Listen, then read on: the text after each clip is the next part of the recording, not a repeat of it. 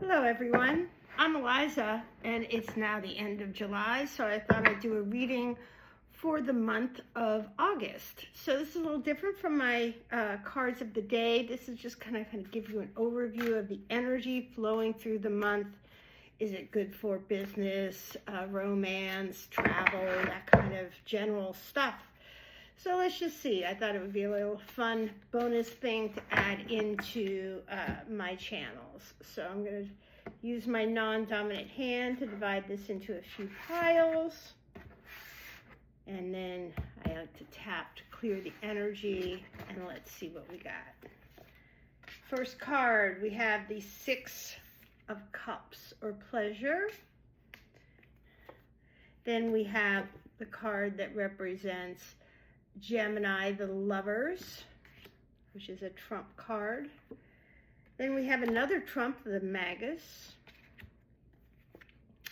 Ooh, another trump, the Star. This is the sign of Aquarius. Let's see, then we have the Four of Discs, or power. Very good card. All right, so that's kind of our first half of the month, and then let's look at the second half. I'll get into more details of what these mean. Then we have the Knight of Swords,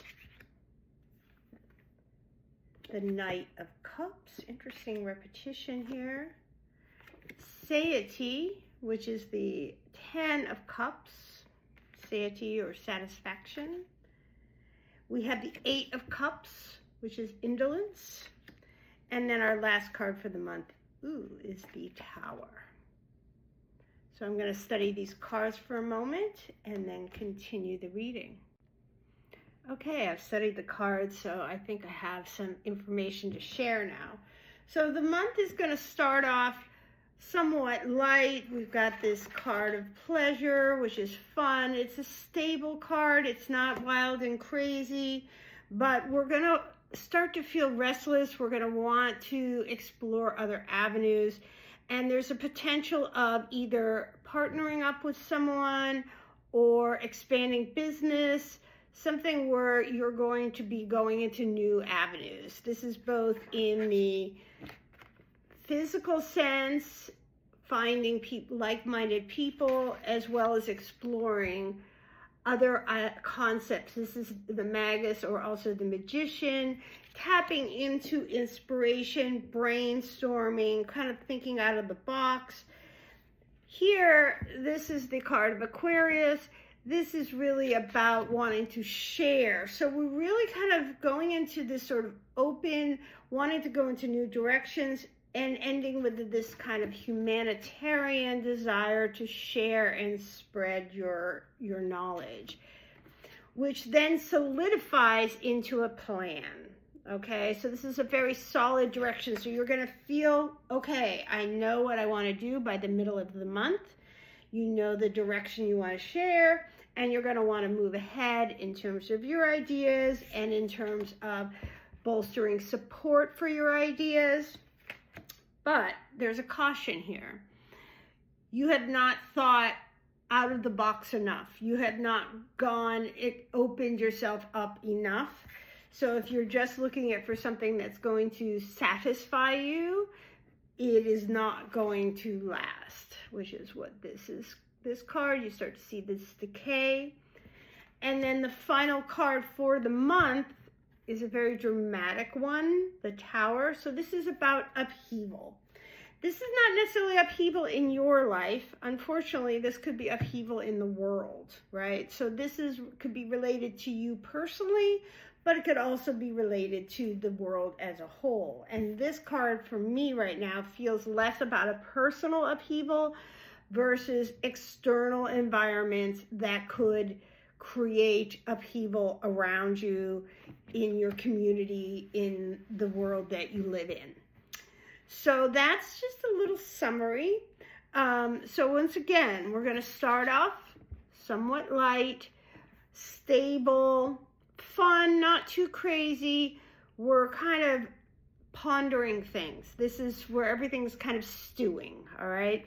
So if we're going to talk about this in the world at whole, we're going to be talking about how the energies are kind of percolating. We've got tensions in certain areas. We've got decisions that are being made. We've got court cases. We've got all sorts of things that are kind of percolating. And then we're trying to find the right direction. So this may involve partnering up. It may bring in other people or other concepts, other business models into it. And we're going to also be seeking for inspiration for this. So there's going to be other players coming in, and our intuition, our gut is going to be really important in the beginning part of the month. But in the end, the real direction that the world wants to go in is a more humanitarian one.